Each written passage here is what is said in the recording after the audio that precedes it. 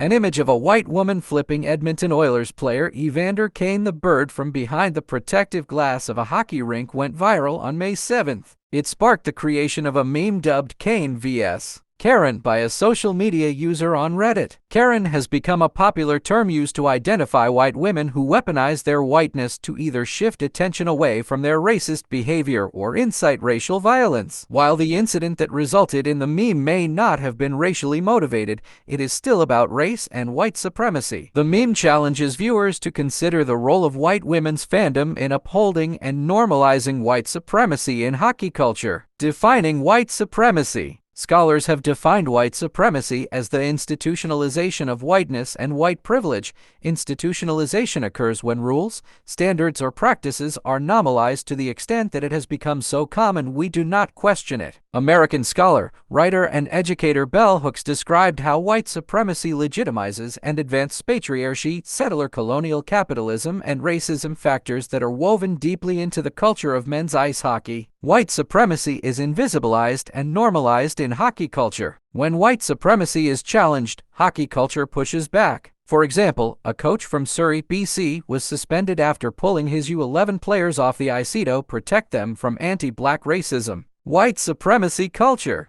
As white settler Canadian women, we recognize that the burdens of dismantling white supremacy and decolonizing the sport of hockey are more justly shouldered by white settler Canadians and the hockey establishment. Men's ice hockey upholds white supremacy through erasure, exclusion, and mandated conformity. The erasure of the history of the Colored Hockey League, as highlighted by sport researcher Salix McKenzie and Janelle Joseph, is an example of how white supremacy erases those who aren't considered white. The important contributions made by the league, including the butterfly technique, slap shot, and entertainment during intermissions, were omitted as a result. White supremacy is also achieved through exclusion. Ice hockey has historically been and continues to be a white space. Even though in for Canadians identifies as racialized, and the United States is also racially diverse, the sport remains a bastion of whiteness. Despite the NHL's hockey is for everyone branding, whiteness remains privileged. Racialized hockey players are expected to conform to the sport's culture and values.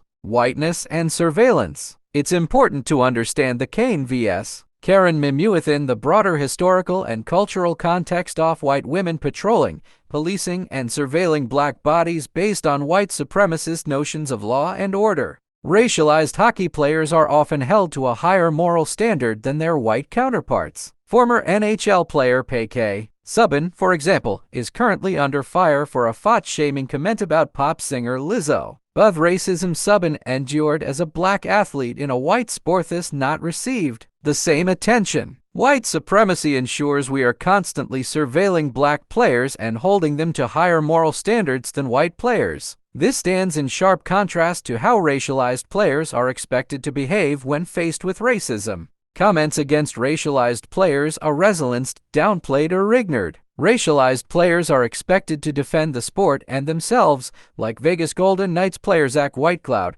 who had to defend his Dakota heritage against an ESPN commentator who said his last name was better suited. For toilet paper, racialized players are also expected to take the high road when confronted with violence, as Kane did when he blew a kiss to the fan who flipped him off. Hockey fan culture. Fans also play a key role in upholding white supremacy in hockey, particularly white women, because ice hockey has a predominantly white fan base in North America. The exclusionary practices that keep men's ice hockey elite, heterosexual, and white are reflected in its fandom. If professional athletes are not free to be black or indigenous in ice hockey, we can expect the same for fans. Legal scholar Martine Denny has written about what it means to be a hockey fan in Calgary. To belong, all a fan needs to do is wear a Flames jersey. But even this approach to fandom doesn't stop racial hierarchies from forming. It still preserves the whiteness of hockey fandom. Combating white supremacy. As white women, researchers, and fans, we are calling on other white women to be aware of how we engage with racialized players and fans. Combating white supremacy involves exposing the way it operates as an undercurrent. True interrogations of white supremacy don't focus on individual acts of overt racism. Instead, they reveal how normalized and systemic it is. Organizations like ETH Black Girl Hockey Club are working to make hockey more inclusive for players and fans of all backgrounds. They are doing this by challenging the perception of hockey being a predominantly white sport.